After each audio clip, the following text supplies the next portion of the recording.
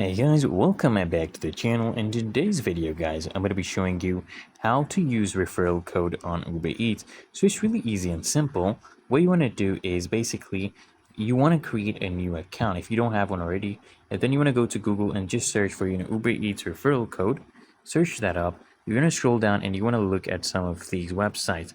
For example, this one, Referral First. It will have a lot of referral codes for you. You want to scroll down and you want to click on copy code, and then you can just click on it, join Uber Eats. And what this will do guys is that this will open up a pop-up for you where you will be installing the app. When you're installing the app guys, it will automatically apply the code for you.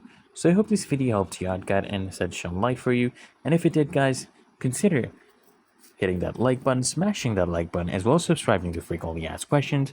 Turn on those bell notifications so you get notified of the next video, and I'll see you guys in the next one.